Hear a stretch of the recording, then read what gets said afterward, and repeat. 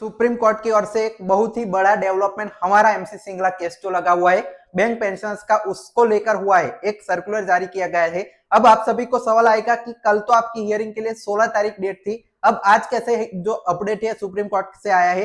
तो वो आपका पूरा सर्कुलर आज भी कोर्ट में सेवाराम जी भी गए थे और सामने जो कल वाले एएससी साहब थे, सामने वाली पार्टी की तरफ से जो वकील लड़ने के लिए केस आए हैं, वो भी गए थे। क्यों गए थे? क्योंकि एडजॉइनमेंट उनको लेना था।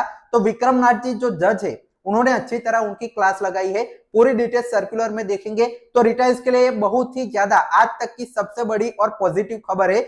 चलिए इस वीडियो में डिटेल में देख लेते हैं। साथ ही में आज वीकली लिस्ट है वो पब्लिश होनी है सुप्रीम कोर्ट की, उसमें आपका जो केस है कितने जजेस की बेंच 22 तारीख को बैठेगी वो पता चलेगा। कुछ ही देर में उसका वीडियो लेकर हम आपके सामने आ रहे हैं। उस वीडियो को देखना है तो नीचे चैनल का सब्सक्राइब का बटन है वो दबा दीजिए, ताकि वो वीडियो आप देख पाए कि कितने जजेस की बेंच यहाँ पे 22 तारीख की हियरिंग के लिए बैठेगी। अब चलिए आज के वीडियो में मेन टॉपिक पर आ जाते हैं। एएसजी साहब थे जो आपके एडिशनल सॉलिसिटर जनरल थे, कल के 101 नंबर में जो आपके सिख साहब थे वो केस लड़ रहे थे। आप सभी ने देखा होगा, सभी लोग यहाँ पे मैंने लिंक दिया था उससे ज्वाइन किए थे सुप्रीम कोर्ट की लाइव हियरिंग।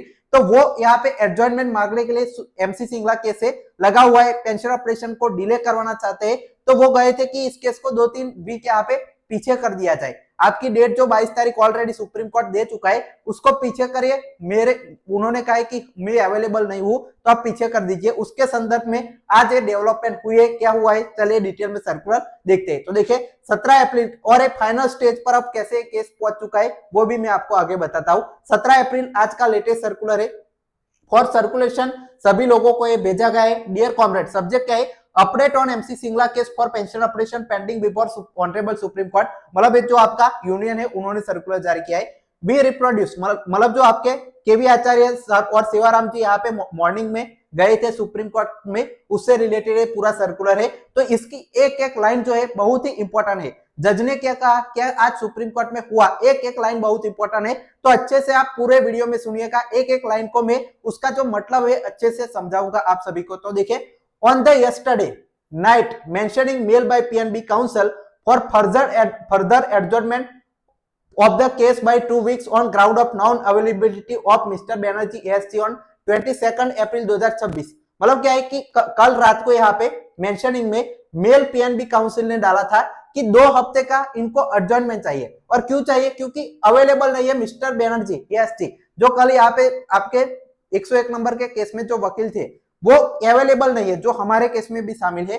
एएसटी जो आपके मिस्टर बैनर्जी है, विक्रमजीत बैनर्जी एएसटी है, वो 22 तारीख की जो हियरिंग होगी उसमें नहीं रहेंगे। तो आपको यहाँ पे 2 हफ्ते का इनको एडजॉर्नमेंट दे दीजिए। अब इसका मतलब क्या है वो समझिए। सबसे पहले कि अगर वो 2 हफ्ते का टाइम दे देंगे जज तो क्या होगा कि आपका ये अप्रैल तो चला जाएगा और मई के भी कुछ यहाँ पे जो दिन है वो चले जाएंगे। और जून में आपका पूरी तरह से समर वेकेशन आ जाता है, हॉलीडेज आ जाते हैं। और उसके 2 वीक जो होते हैं, जो हॉलीडे आने वाले हुए उससे जो 2 वीक होते हैं उसमें मिसलेनियस केसेस की हियरिंग होती है। तो ये 2 हफ्ते अगर दे देता है कोर्ट तो आपके जो डायरेक्टली मिसलेनियस केसेस का टाइम चालू हो जाएगा और वेकेशन आ जाएगा। तो इनकी बहुत बड़ी चाल थी कि एक जो आपका केस है वो 2-3 महीने पीछे खींच जाएगा आप। तो इसलिए ये जो आपका एडजॉर्नमेंट है वो मांगा था। ये आप देख सकते हैं पहली लाइन का ही मतलब है। अब आगे देखिए बहुत ही अच्छी तरह से यहाँ पे लिखा गया है, आई अपीडियन इन सुप्रीम कोर्ट टुडे। मतलब सेवाराम जी है वो बता रहे कि सुप्रीम कोर्ट में मैं आज यहाँ पे गया था। Upon mentioning by PNB counseling, the honorable court did not agree for adjournment of the case। मतलब इसको लेकर जो पीएनबी के काउंसिल ने मेंशन किया था एडजॉर्नमेंट के लिए, तो ऑनरेबल सुप्रीम कोर्ट है उन्होंने इस एडजॉर्नमेंट को ग्रांट नहीं किया। सबसे बड़ी ये खबर है। And Vikram Nath said that this was a part heard case concerning pension of bank employees and matter will be heard on 22 अप्रैल। मतलब बहुत ही बड़ी बात है। देखिए विक्रम नाथ जी, आप सभी ने इन जज को देखा होगा कल की हियरिंग में, वो कहते हैं कि ए पार्ट हियर केस है। मतलब क्या होता है, टोटल 3 पार्ट हियर केसेस थे, आप सभी को पता है, जो आपकी हियरिंग हो रही है 2 हफ्ते से। उसमें सबसे एक नंबर पर बॉम्बे प्रॉपर्टी वाला था, वो निपट गया 2 वीक पहले। फिर जो कल हियरिंग हुई थी उसमें आर्म फोर्स वाला केस था, वो भी निपट गया।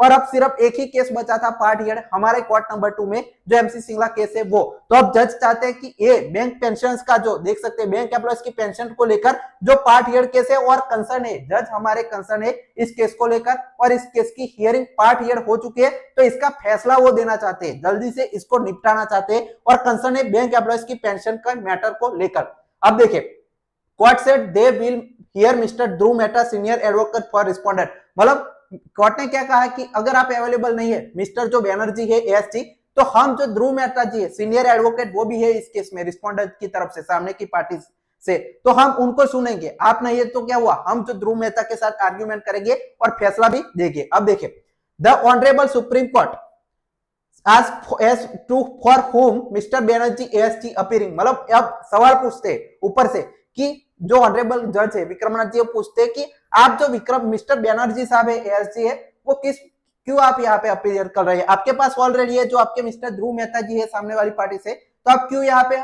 इस हियरिंग में घुस रहे हैं, आप किस तरफ से ये पूछ रहे हैं। तो देखिए, the council replied that he is appearing for one of the respondent, मतलब इनकी तरफ से जो आदमी गया था उनको एक कहते हैं कि हम एक रिस्पोंडेंट की ओर से, मतलब ये रिस्पोंडेंट क्या होता है कि देखिए पेटिशनर में क्या होता है, एमसी सिंगला साहब है और भी बहुत सारे लोगों ने केस में यहाँ पे जुड़े हैं, हमारे जो एडवोकेट भी मल्टीपल होते हैं, वैसे ही रिस्पोंडेंट सामने वाली पार्टी से भी कई सारे लोग होते हैं जो रिस्पॉन्ड करने के लिए वकील आते हैं, उसमें ऑलरेडी ये ध्रुव मेहता जी है सीनियर एडवोकेट है, साथ ही में इन्होंने एक और गवर्नमेंट की ओर से एएसजी जो है वो डाले मिस्टर बैनर्जी। तो जो आपका सुप्रीम कोर्ट पूछता है इनको कि आप यहाँ पे जो ध्रुव मेहता तो ऑलरेडी है, तो आप बैनर्जी को क्यों चाहिए, तो इन्होंने कहा है कि वो भी एक रिस्पोंडेंट है, वो भी सुनवाई में शामिल होना चाहते हैं। Then the court said that the matter will be heard on 22 April 2026, मतलब कोर्ट ने साफ साफ कहा कि ये मैटर 22 अप्रैल 2026 को सुना जाएगा। अब इसमें एक और चीज है वो आप सुनिए कि अब 22 तारीख यहाँ पे लिख दी गई है, तो 22 को सुना जाएगा, ऐसा श्योर क्यों नहीं है, क्योंकि देखिए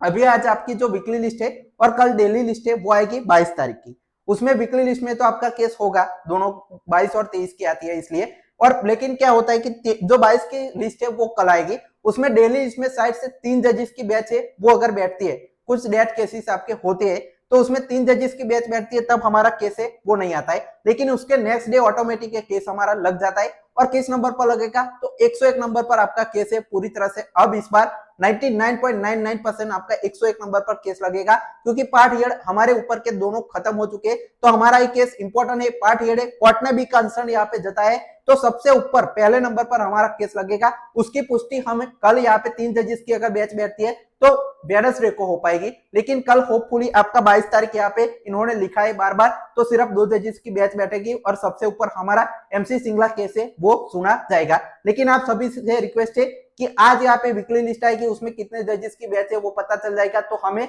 ऑलरेडी मालूम चल जाएगा कि यहाँ पे 22 को हियरिंग होगी या नहीं हमारे केस की, वो वीडियो में आपके लिए लेकर आ रहा हूँ जैसे ही लिस्ट पब्लिश होती है। तो आप सभी डिटेल से एक रिक्वेस्ट है कि चैनल को सब्सक्राइब करके रखें, जो भी अपडेट्स आते हैं वीडियो के जरिए हम सबसे पहले आपके साथ पहुंचाएंगे। Final tax for watching.